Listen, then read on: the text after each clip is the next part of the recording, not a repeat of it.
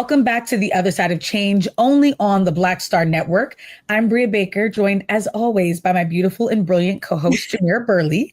And today's conversation is all about our federal government's sense of priorities, or lack thereof. ICE agents have been raiding cities across the nation, and the latest victims are Chicago residents, including Black Americans. Children were zip-tied, homes were tossed, several civilians were shot.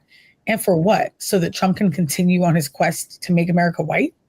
I mean, meanwhile, in D.C., we're in the midst of a government shutdown where federal workers are going without pay. Airport, museums, and other government buildings are slowed down by delays. Critical safety net programs will halt depending on how long this continues to go on. All while Congress continues to collect their paychecks and while ICE agents continue to terrorize our communities. And just another reminder that they'll find money for what they want, but leave the rest of us and the rest of our needs unmet. We're going to talk about it, but first, let's get into the headlines. Yes.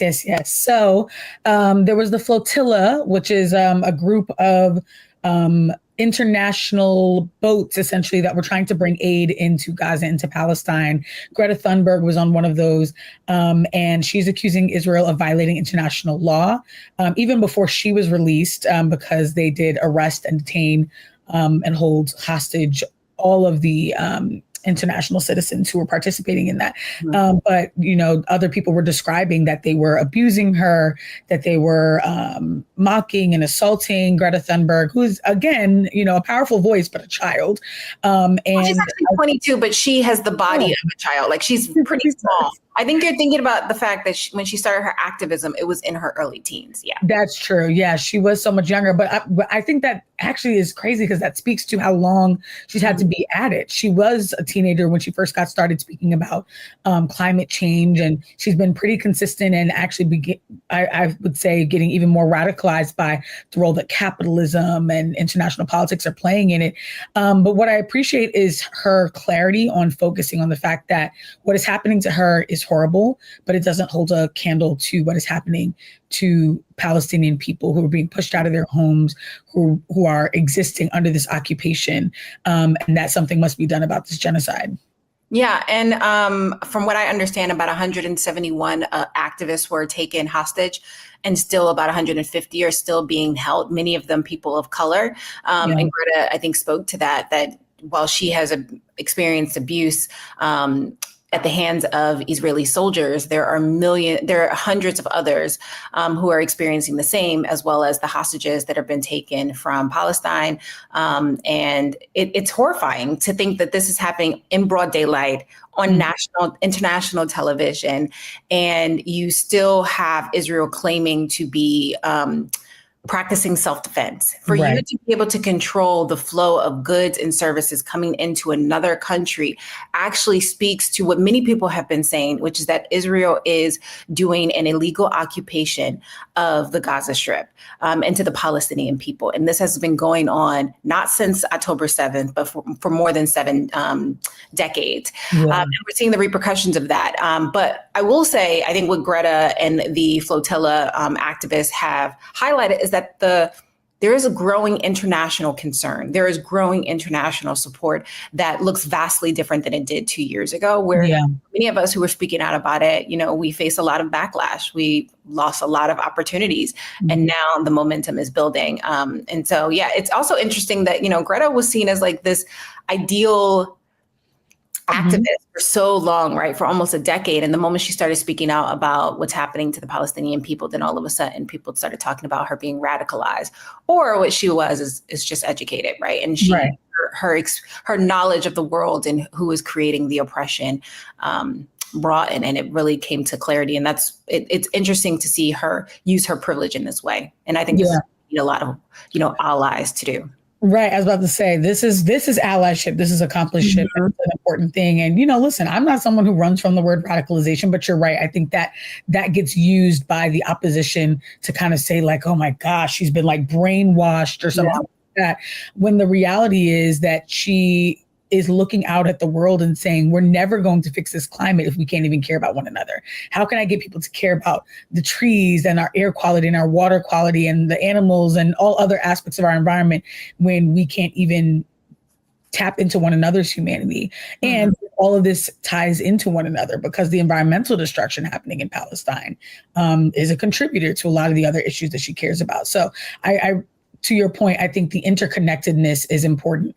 And the powers that be do not want to see a young white girl saying these sorts of things and being as vocal and as insistent as she is, not mincing her words, doubling down. And so I think that's why it's so powerful that she continues to do that. Yep, I love it. I love it. In other news, Attorney General Pam Bondi arrived to testify to the Senate Judicial Committee in Washington, D.C. on October 7th. If you saw any clips from the testimony, and she was there because, Democrats and elected officials are deeply concerned that Pam and the DOJ is receiving direct orders from the Trump administration in regards to how they should weaponize the DOJ against his enemies and gets his opposition. And she refused to answer questions from the vast majority of the testimony. She was prompted on whether or not the DOJ was encouraged to indict James Comey, who is the former head of the FBI, director of the FBI. She refused to answer those questions. She was asked if the DOJ has been told to target other enemies of Trump. She refused to answer that as well. And she became extremely combative. And it's interesting because when she was first what's really, I think, clear is that when she was first brought into the Trump administration, she talked about this like transparency, that the Trump administration will be the most transparent administration in history. And yet she refused to answer questions to what essentially is her bosses, right? Individuals who are supposed to be holding her accountable, which speaks to the true three branches of government, and her lack of willingness to do so, I think, should make all of us nervous, especially because we're just a year in. So imagine how much more they're going to stop saying as we get further into this administration. Yeah. I think this is very telling. Again, like 8 months in the role, and this is already where we're at. Not even a full year in there. I also think it's wild that the way that she was describing her work is, I am working to undo the weaponization of justice. It's like, it's the Justice Department. In what way is justice being weaponized? It's your objective. It's in the name. So I just think similar to how, the Department of Defense is being renamed the Department of War, I think we're going to see continued shifts in how these federal agencies are operating and positioning themselves, what they claim their outward priorities are. Mm-hmm. And it's coming at a really dangerous time when there's already so much that Trump is doing to avoid accountability, and we don't have the checks and balances that we need. Lack of transparency becomes even more dire in situations like that. Unfortunately, and it's going to get worse. Yeah. Lord. And speaking of things getting worse, CBS News just named Bari Weiss as editor-in-chief. For those who I just said when I first started hearing her name, I thought it was a she, it was a he, and it was like a 90s R&B singer. I honestly pictured this heavyset black man. I don't know. Maybe that's just me when I first. Okay, maybe because you were thinking like Barry, like Barry. Yes. Okay. So Bari Weiss, Bari Weiss. Yes. I don't even think it's fair to really call her a journalist. This is a white woman who was working at a online publication called The Free Press, where her entire focus at The Free Press was to battle wokeness. And she has no experience running or producing television at all. She's always done digital content creation, which is no shade to content creators, but it's just a different field, a different industry or whatnot. Mm-hmm. And because CBS just acquired her company, they also named her their editor-in-chief, someone who has, again, like I said, no background in this field, no journalistic credentials, who is outwardly very anti-trans, anti-woke, pro-Zionist, anti-Palestine, just like all of the things. And this is who's going to be helming CBS. This is also someone who went on, the whole point of the Free Press was that she was very anti-legacy media, establishment media. And she's now going to be heading up one of the largest media corporations in the world, CBS, but certainly the one that shapes so much of the news that we receive here in the United States. And I think considering all that is happening politically and how little control we have over what they are doing, we need journalists to hold this administration to the fire, to ask the important questions, to do the investigation. And I feel like we're going to lose out on a lot of that with her at the helm. Yeah, and I think what's even more concerning beyond Blair is the fact that, 37 years ago, which is, as long as I've been on Earth, didn't even make that connection at first. Yeah, just 37 years ago, or almost 40, I should say almost 40 years ago, there were 50 companies who were in charge of American media. Now we're at the reality where there are 90% of media is controlled by 5 companies. And I think with this move that we're seeing with Blair, and particularly with Paramount and CBS, is the fact that we are consolidating control of our media in a way that is extremely harmful to what we're consuming and the type of stories and viewpoints that are perpetuated into the mainstream media. And I think this is why many folks are saying they should invest in platforms like Black Star Media, like local newspapers and local radio.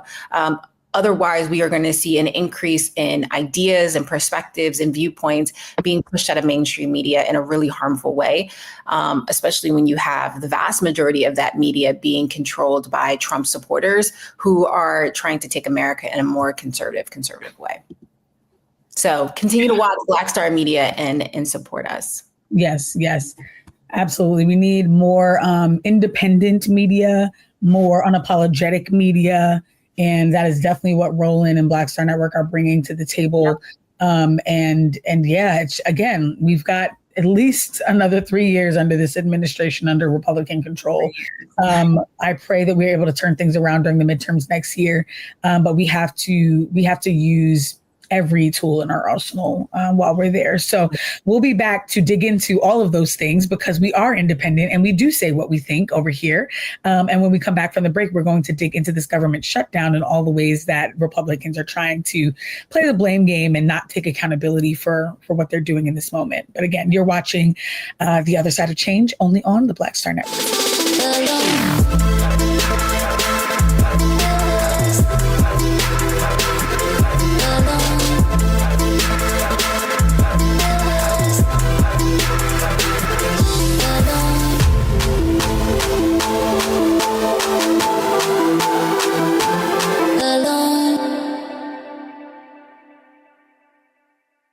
They said the quiet part out loud.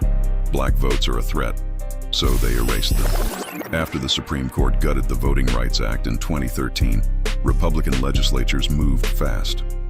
New voter ID laws, polling place shutdowns, purges of black voters from the rolls. Trump's Justice Department didn't stop it, they joined in. In 2018, his DOJ backed Ohio's voter purge system, a scheme that disproportionately erased black voters. Their goal, erase black votes and political power. Yeah, that happened. These are the kinds of stories that we cover every day on Roland Martin Unfiltered. Subscribe on YouTube and download the Black Star Network app. Support fact-based independent journalism that centers African Americans and the issues that matter to our community.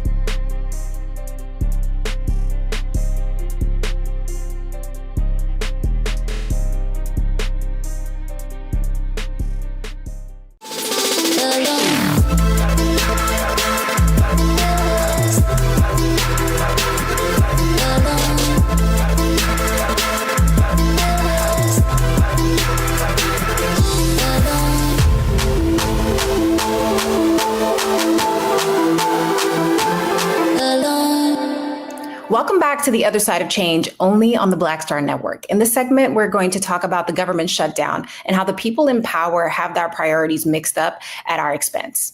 Yeah, that's right. This shutdown started over a week ago when Republicans and Democrats in the Senate could not agree on passing the spending bill. The back and forth is mostly centered around Trump's Medicaid cuts and restoring healthcare coverage for millions of Americans, which is going to be so critical as we go into the holidays, flu season, winter months, et cetera. But as a result of Republicans refusing to make any concessions and Democrats holding the line on healthcare, we're already witnessing long lines in airports, closures of critical federal buildings, and hundreds of thousands of people going without pay. Yeah, and before Trump took office in 2020, in 2017, we could count on our hands how many government shutdowns there have been throughout history because they're so rare. There have been other government shutdowns in the century, which Republicans initiated due to the Affordable Care Act. Under Trump's leadership, we have seen nearly 40% increase of government shutdowns. Each week of a shutdown cost the American economy about $7 billion for federal workers, and the needs of our government assistance programs continue to pay a hefty price. This is extremely problematic because so many Americans are already struggling, and yet the government is willing to just throw money out of the window. Yeah, that is really wild. And also just to know that the last time that we did experience a shutdown, it was also over healthcare. Yep. Not to give any props to Marjorie Taylor Greene, but she did just say in the media that she's really frustrated that her party is not prioritizing affordable healthcare because this healthcare industry is broken. And she is really spot on about that. But Republicans don't want to take any, don't want to be honest about what's really going on here. If you visit whitehouse.gov right now or any other federal government websites, you'll see a little banner at the top that says, quote, Democrats have shut down the government. And then it's right next to that quote is a clock counting down the seconds, minutes, hours, and days of the shutdown. So they're putting all of the blame on Democrats, even though they're the ones who have control of every branch of government right now. Yeah, I mean, I saw a clip from Joy Reid and she was talking about like, how are you guys so unhappy? You control every branch of government. Everything. You are in power, and yet you're still so freaking miserable. While many can focus on the optics, we have to focus on the fact that there are more than 750,000 federal workers who are on indefinite periods without pay in the midst of an already stressful economic session for the average American. There are people who have to feed their families, pay their rent, and holidays are right around the corner. And yet the government is refusing to reopen and continue to create the services and resources that the American people not only need, but deserve, because these are our tax dollars. Hello. That's the important point. It's our dollars that they collect out of every check, every April. And Trump is going to continue collecting his $400,000 annual salary. Congress members will similarly continue getting paid during this period, even though a few senators and representatives have announced that they will reject or donate their paychecks for the duration of the shutdown. I think it's an important symbol to an extent, but it's not going to change that 750,000 people are going without paid, and they won't get paid back until this ends. It's simply not enough, and it doesn't make up for the disruptions that they're causing. I think that's important for them to name, that they're playing political games of chess. It's getting in the way of keeping this federal government going, and they too shouldn't be paid until they reopen the government. Absolutely. I mean, elected officials across the aisle are always trying to figure out what is the cheat code to building trust with Americans. And the easy job is to just do your job, right? Meet the needs of the people who are paying their taxes that you are collecting to pad the pockets of yourself and your cronies. Instead, we have people fueling anxiety through fear mongering and dunking on one another online and creating this really chaotic environment that shows that nobody seems to have their head on straight in regards to what's the next step in bringing our country not only back online, but also to reduce our debt. That is the problem that we're seeing. And the feds are, the spending package impacts everything from housing to employment to a host of other services that impacts our everyday lives.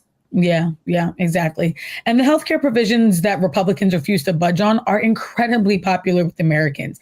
I mean, we're just still dealing with the damage of COVID-19. People of all socioeconomic backgrounds need medical care. This should be a no-brainer right now, right? Like, we recognize that we are only as strong as our most vulnerable, most marginalized citizens and residents.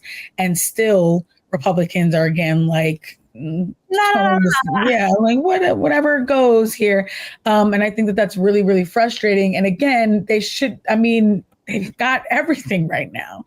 And at the same time, they're on vacation, right? Like, they're saying that Democrats are responsible for the shutdown, but they're not at work either, right? You can find, and at the same time, the government shutdown apparently doesn't impact our ability to send money to Israel, right? We're still sending billions and billions of dollars of American dollars to Israel at this very moment. They can figure out how to flood our cities with the National Guard and ICE, and they can find money for everything except for the working and middle class Americans. And I think it's truly disgusting.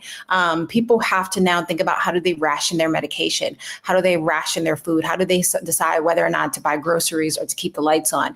Like, no American should do that in one of the most developed, richest countries in the world. Like, it makes no sense. Yeah, as you said, it's disgusting and also very telling.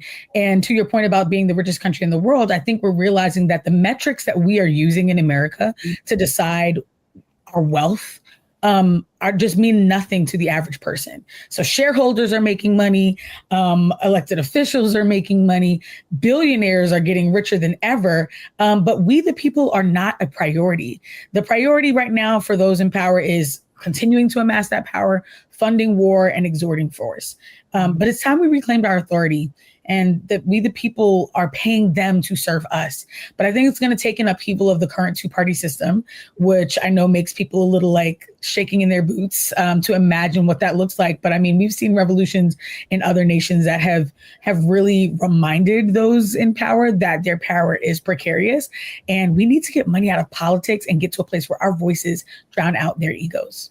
No, absolutely. And that's why I'm super excited that we're going to be joined with our guest and a friend of the show, Malcolm Kenyatta, to better understand this moment that we're in and what's on the other side of change, if we can get there.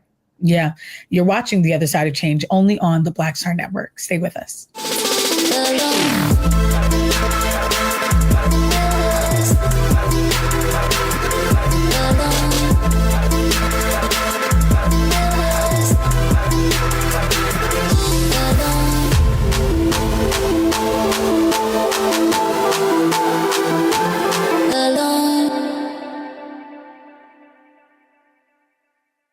Hello, I'm Isaac Hayes III, founder and CEO of Fanbase, and I'm here with a very important message. We are at a turning point in the Black community where we must have equity in the apps we use that scale to billions of dollars. But this time, we own the infrastructure, we own the culture, and we shape the future. And Fanbase is the future. Fanbase combines the free functionality of Instagram, TikTok, and YouTube into an all-in-one platform built for the evolution of social media and monetization. With over 1.4 million users, that's real proof that we are shifting the conversation of tech ownership and equity for creators. So right now, I want you to go to startengine.com/fanbase and invest today. The minimum to invest is $399. That gets you 60 shares of stock in Fanbase at $665 a share. This marks a turning point in Black ownership of social media. If we don't take this opportunity to own social media right now, we will always be customers to our own creations. And that can't go on. So once again, go to startengine.com/fanbase and invest today. We must own the platforms where our voices live, our stories matter, and where our culture drives the world. Thank you.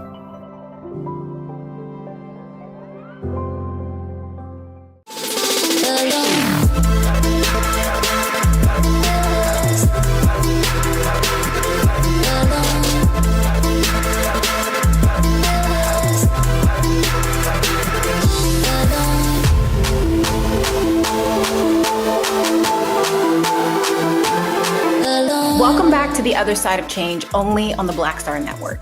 Joining us now is State Representative Malcolm Kenyatta. Representative Malcolm Kenyatta is a third-generation North Philadelphia native and legislative currently serving the Pennsylvania General Assembly. Representative Kenyatta is a barrier-breaking public figure, becoming the first openly LGBTQ person of color and the youngest person elected to the Pennsylvania General Assembly in 2018. He's worked in government at all levels, including the federal, where he was appointed by President Joe Biden to chair the Presidential Advisory Commission for Advancing Educational Equity, Excellence, and Economic Opportunity for Black Americans. Joining us today is Malcolm Kenyatta and my old former college roommate. Welcome to the show, Malcolm. I'm happy to be here. And Jamira was also my roommate during college and after college. Okay, I want the record to reflect. Yeah, so if anybody wants all the secrets, let me know. Oh, tell all book coming soon. Yes. Listen, coming soon. As long as I get a cut, say whatever you got to say, girl. I'm weak. Well, listen, speaking of saying everything we got to say, Yeah. let's dig into this government shutdown because that's what we need to team. Yeah. I Yes. think that folks are confused right now. I mean, they know that they're going to experience delays, but I think people don't understand how we get to places like this. So can you break it down for our listeners? What led to this shutdown, in your opinion? Let me start with the recent words of Vice President Harris, who said these motherfuckers are crazy as hell. And I think that fundamentally, sums it up. And it's not complex, but it's deeply cruel, actually, when you think about what's happening. When Republicans and President Trump signed the big bullshit bill, a part of what they were doing was giving a massive wealth transfer, okay? The largest tax cut in American history to the wealthiest people to ever exist in human history. Hear me on this. In human history. Elon Musk just last week became the first person in the history of the world to be worth $500 billion. And yet, Republicans in Congress are willing to put all of us in a position where our healthcare costs go through the roof to give somebody who already has $500 million even more money. And so that legislation, which, all of us, and I know you all have been talking about, we were talking about what the impacts of this were going to be. This is really the chickens coming home to roost in a certain respect, because right now, all across the country, people are beginning to get letters telling them about the premium increases that they are going to see on the Affordable Care Act marketplace because of the loss of the tax credits, which did not solve all the problems. We should be very clear. The Affordable Care Act did not solve every problem that existed in healthcare. But I think all of us should be damned if we're going to allow us to go backwards and go to a place where millions of people lose their healthcare because it is simply unaffordable. And let me just make this final point. I know that in this debate about healthcare, the Obamacare subsidies, the whole thing, there are a lot of people who say, well, Malcolm, I get my healthcare through my job, or I have, private insurance, not through the marketplace, or I'm not on Medicare or Medicaid. So, why does this matter to me? When you have fewer people in the healthcare market, it requires hospitals and health insurance companies who are already, frankly, charging people hand over foot. But it puts them in a position where they raise costs for people who have private insurance or that Cadillac insurance, that quote unquote good insurance. Your premiums have to be raised as well if you want to keep these hospitals open. I think about Temple University in my district, a Medicare and Medicaid hospital, in the sense that a majority of the people that come in the hospital on Medicare and Medicaid, that hospital does not stay open if the folks who have private insurance aren't charged a higher premium because they're not going to get the reimbursements, that they were getting. So this is the whole government shutdown. They are willing to shut down the entire government to force people to pay more in their health care, to subsidize tax breaks for the wealthiest people. Yeah, I really appreciate you mentioning, Elon Musk and this transfer of wealth that have happened in broad daylight right in front of all of our faces to some of the wealthiest people in the world, particularly Elon Musk, who the vast majority of his wealth is tied to government contracts, subsidies, and tax credits. More than 38 billion of that dollars, right? While at the same time, you have everyday Americans who are putting in their fair share of money into the economy and into our tax dollars, and yet they can't ensure that their streets are clean, right? That their roads are built, that their schools are well supplied, and that they can barely keep food on the table. So what do we tell to everyday Americans who both want the government to reopen, but also want the Democrats to have a backbone and to stand up for the services and resources that they need and is required to be alive? Listen, I'm so happy you said all of those things, and it's fundamentally true. In this moment, and you learn this very, very quick. You were raised in North Philly like I was. Bullies don't leave you alone when you roll over. In fact, they do the opposite. And so in this moment, I think all of us, I hope, are learning that the response to this administration cannot be to acquiesce. They do not respond to people acquiescing to them. They go a mile further. And we're seeing it in so many different aspects, Jamira. And what's so frustrating to me is I have a very simple view. My politics can be summed up very simply, okay? I think government should be in the business of making your life better, or they should leave you the hell alone. Those are the only two things that the government should do. And unfortunately, what we've seen in this administration is not only do they not want to make your life better, not only do they not want to leave you alone, but they want to make your life worse. On every single metric that we can look at, they have made life worse for the American people. People cannot afford to feed their kids. They cannot afford to do the home improvements that so many people, need to do. And I mention home improvements because particularly for our seniors or poor Americans, folks who, may, be fortunate enough to own their home, having something like a leaking roof or something like that could lead people to sell their home for pennies on the dollar because they can't afford one of these major, structural, repairs. And so, the list goes on, but we have put people in a position where so many aspects of their lives are just unbearable. And I fundamentally believe that it does not have to be like this. Politics does not have to be a constant source of gastrointestinal discomfort, and that actually the government could work. It could work, but a part of it working, and I know the conversations that you all have on the show all the time, a part of it working is requiring people to get engaged. And I have to make this point. You do not have to be frustration free to get engaged. I didn't run to be vice chair of the Democratic Party because I thought everything was going great. Okay. I didn't run for office because I thought everything was perfect. You get engaged because things are not going the way that they need to go. And frankly, so many of us who are the most frustrated, it is that anger, it is that righteous rage, frankly, that should drive folks to get engaged in the system. Government does not disappear because we choose to walk away from it. What often happens is that the people who are already the worst actors, they get more power, more influence because there is a vacuum that is created by our lack of engagement. And we cannot cede anything to these people. And I'll just make this final note. I think one of the benefits of Trump burning down our country, a very interesting benefit, is that it is proving to all of us, to the American people, that we can have transformational change in this country. Obviously, he's done it in the worst possible ways, having ICE agents propel down from Black Hawk helicopters to zip tie babies. Disgusting. Dismantling every check and balance that has ever existed. He has proven that the BS arguments of, we can't raise the minimum wage because the parliamentarian said we can't. Fire the damn parliamentarian. Okay, we can't do it because of the filibuster. Get rid of the damn filibuster.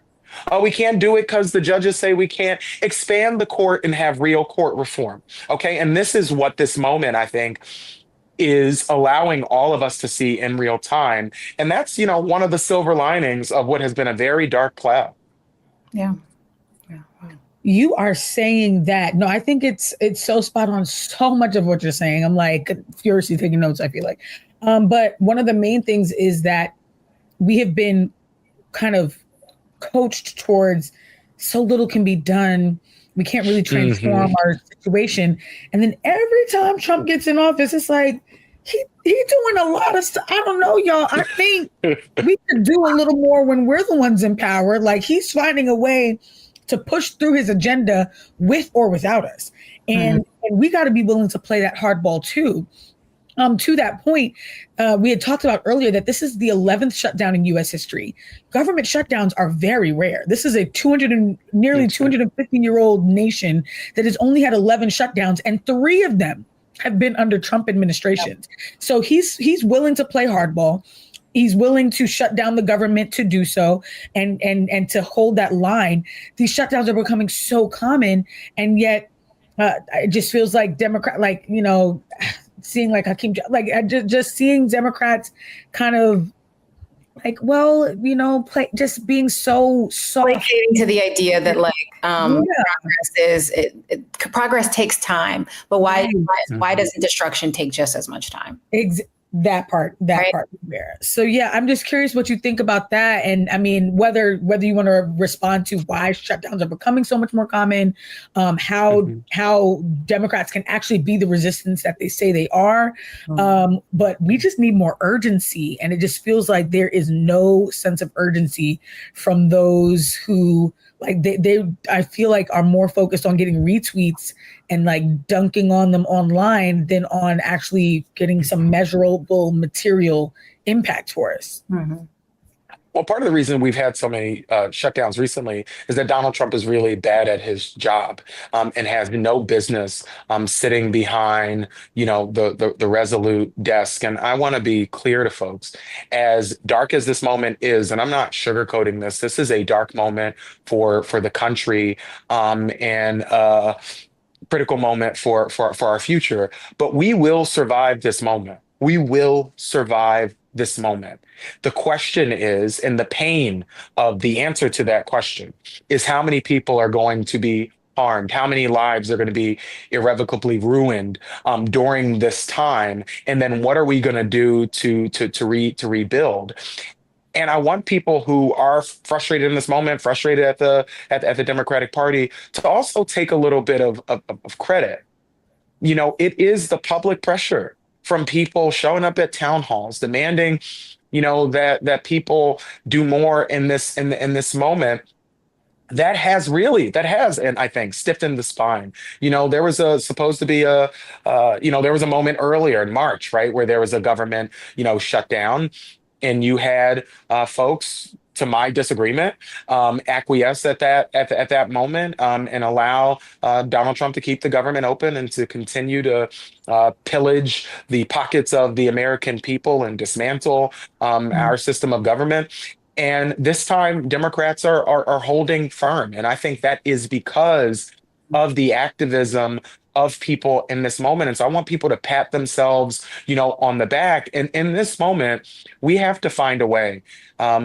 We have to find a way to be angry with each other and not at each other. You know, my husband, and this is probably true for a lot of people, if I want to watch TV in my own damn living room when he's there, and not one of his sci-fi shows that he wants to put on, you know, I have no choice. So he watches the show called Silo, and one of the main characters from that HBO Silo said exactly that quote, that we have to figure out how to be angry with each other and not at each other. And it does not mean we're not holding our elected officials accountable. It does not mean that. I have not seen anything good happen when politicians are left unattended. Okay, politicians, I say all the time, need supervision. Okay, they need supervision. They need to know that you're paying attention. But I also don't want us to give up our power. And what I mean by that is, when you see people doing the thing that you wanted them to do, you need to take credit for them doing the thing you wanted them to do, even if we have not accomplished everything that we need to accomplish. You know, I'm a big football fan, and I celebrate every first down, knowing that I want a touchdown, but every first down, every time we can push people closer to meeting this moment, that should reinforce the power that we have. It is because of the activism of groups like Indivisible, because of, you know, so many of you who give people the courage to know that, hey, if I make this move, that folks are going to have my back. And I think the federal workers and the AFG union, who sent out letters to members of Congress saying, listen, we know we're going to be furloughed, but we do not want you to make a deal with the devil on our behalf. We want you to do right by every American, and frankly, do right by their families who are also on the ACA, marketplace. That is really important. And in this moment, we have to celebrate every single win. We have to celebrate every single victory. Like, you know, I don't watch Jimmy Kimmel, but when people said, you know what, I'm canceling my damn Disney subscription, I ain't going to Disney World, Disneyland, and Disney acquiesced, Yeah. We need to celebrate that moment when Donald Trump is being overruled in 70% of the cases. We need to celebrate that, even knowing that the Supreme Court is going to use the shadow docket to maybe justify, some of his, behaviors. We need to celebrate that, and I think that that is in no small part because of people who recognize our lives, our futures are on the line, and we damn sure aren't going to be quiet in the face of it. I love that so much. I love the idea of like, how do we be mad with each other versus at each other, like, and realize that our lives are so much more intertwined with each other than they're not, right? There's nothing that happens in this country that doesn't impact the vast majority of us at the same time. For those who are listening and who are fed up, what can they do in this moment to wait it out, and also just to prepare for the longevity of how long this will last, and all of the different crevices of American society that it might erode? I've been thinking a lot about history in two different aspects. One, I've been looking at the historical revisionism, which is a tried and true tool of would-be authoritarians. And we see this Timu dictator with his swollen ankles trying to erase our history, every single day. But also, I think that there's something that we do, even people who don't want to erase history, we flatten it, right? Because the way to tell a complicated story is to make it about one or two characters. And so when we tell the story about civil rights, we make it a story about, Martin Luther King, Malcolm X, John Lewis. Maybe we throw in Rosa Parks every now and then. But that's a really flat story of a moment that was incredibly complicated. And so I know that I draw a lot of inspiration. I mean, right over my shoulder is a book that John Lewis gave to me before he passed, a cartoon that was written about his march and the march across the Edmund Pettus Bridge. And I think a lot about that moment. And I want to take people back 60 years to that moment to answer your question, Jamira. When they did the march across the Edmund Pettus Bridge, some of the polling that I've gone back and looked at showed that the high watermark for people's support of civil rights at that moment was 19%. Okay, polling was bad. You had a very popular governor at the time who was famous for saying segregation now, segregation tomorrow, segregation forever. He ordered state troopers to arm themselves in military grade gear and equipment to bring out dogs and water hoses at the end of that bridge and warn people about marching across the bridge in that moment. Do those things kind of sound familiar? I think they kind of sound familiar to what's going on. And the people who marched across that bridge in that moment, over 600 people, homemakers, doctors, nurses, faith leaders, who did not know the outcome of what they were about to do. In fact, you had a bunch of people saying, do not do it. You're too loud. You're too boisterous. You're demanding too much. You're actually making it more difficult for us to get progress. Those things sound pretty familiar to me and what we're going through right now. And so they didn't march across the bridge with any understanding of what was going to happen. They didn't march across the bridge knowing that, John Lewis was going to become this major figure and, a good trouble and all that. They didn't know any of that. They just knew that there was something worth fighting for. And I think in this moment, too many people are too interested in trying to understand who's going to get the credit. Okay, who's going to be the main character in the story when the history books are written? Who's going to be the person who gets to be the good trouble quoter later? Stop worrying about that shit. Like, really. And just get on the damn bridge. Because there is something worth fighting for. Don't worry about who's going to get credit. Just get on the damn bridge. Do what you can where you are. Speak up where you are, where you can in this moment, and speak up about the issues that matter. And I am so damn proud that I think so many people are not giving themselves enough credit for the positive impact that they are having. And I hate to see people with their heads all down, all discombobulated because, their activism or their tweet or their vote didn't change everything overnight. But you are making progress in ways that you do not recognize in real time and that you won't be able to recognize until you have that hindsight.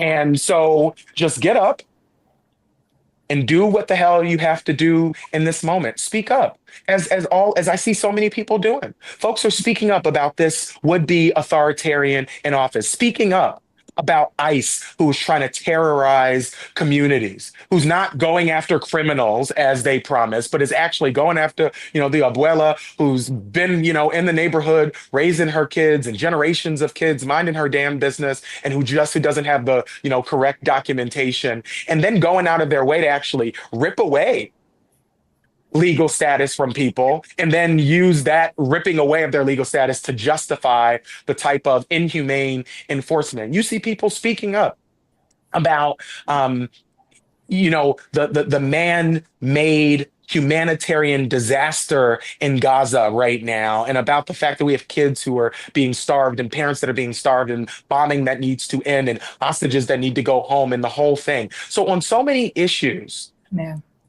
I feel actually pretty inspired about where we are. And what I also see is that these folks really are not that tough. They're not that strong. And when we show firm resistance, they actually do often go in the other direction. And we see it time and time again with Jimmy Kimmel and so many other things that I can highlight. But we cannot get weary in well doing, as my faith teaches me.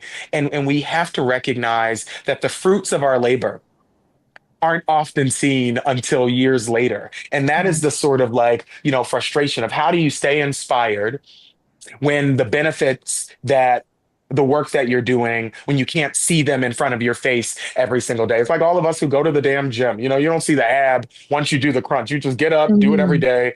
I wish. And take your shirt off in the summer, okay? I know you're not saying. Follow Jamira Burley's Instagram story. She be at that gym. Right, I was about to say, Nike outfits. She couldn't even say that because she got the ad. I don't got a six-pack like you one day, maybe. Listen. Get on the damn bridge. Oh, please. Dictator. I mean, so many points that you said I want on a shirt. I want tattooed on my forehead. Because they're so spot on right now. But I think that's the main one is get on the damn bridge. Stop worrying about who's going to get the credit for it and who's going to be centered in the photo. Yeah.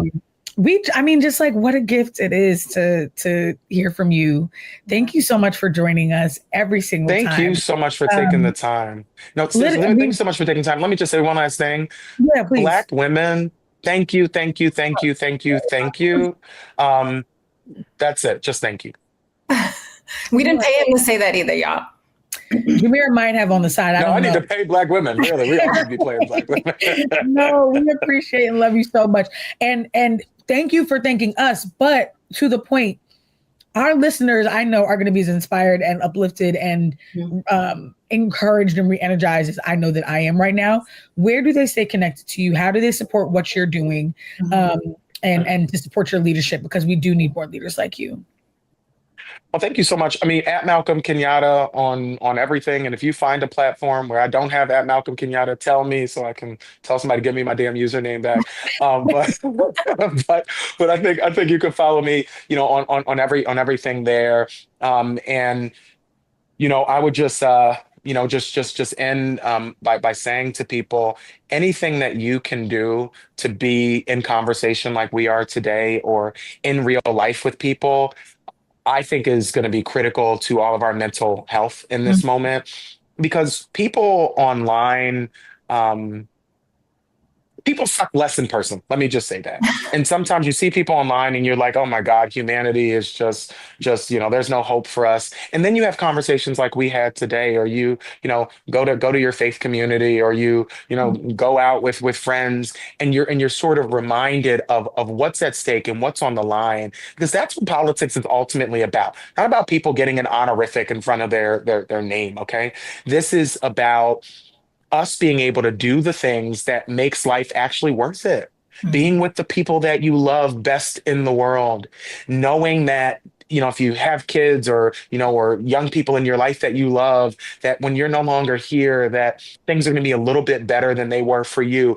That's what politics is about. And in the words of the Super Bowl award-winning MVP, Jalen Hurts, we got to keep the main thing. And I think that really is the main thing. Politics is about, frankly, not having to think about politics, right? When government's working well, you can think about the people who you actually care about, not like read every tweet from this, asshole. Yeah, exactly. Thank you so much for joining us, and hope you enjoy the rest of your day. I appreciate it. Take care, guys. Bye, Malcolm. Whew. What a time. Get on the damn bridge and let's keep the main thing the main thing. So we're going to take a quick break. You're watching On the Other Side of Change, only on the Black Star Network.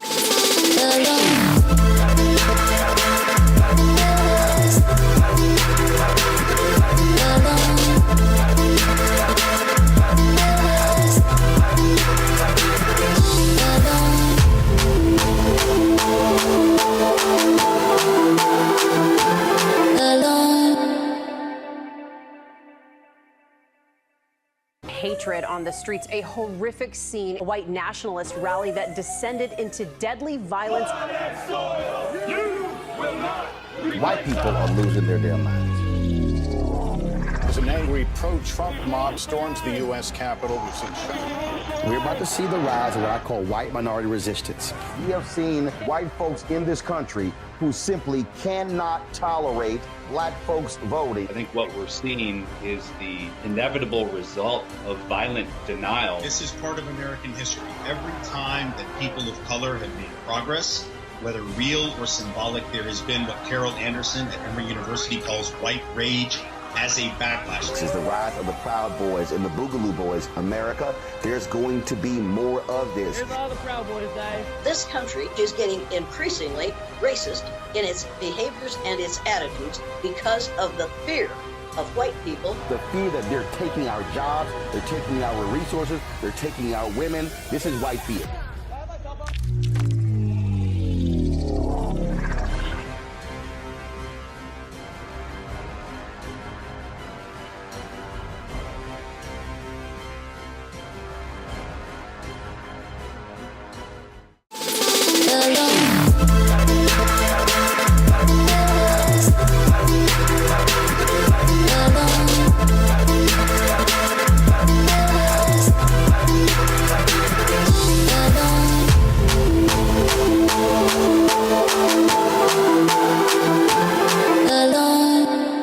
Welcome back to The Other Side of Change, only on the Black Star Network. The government is supposed to work for the people. Never let them convince you otherwise, and keep demanding more from the people who we've elected and who we've entrusted with our tax dollars. Yes. And as Malcolm had shared, show up, be loud about what you need and your demands, because it is our money and it's our power, and we have to take it back and we have to reclaim it. Show up to those town halls, call your representatives, get on social media, have conversations with people in real life, but do the work and don't back down from it.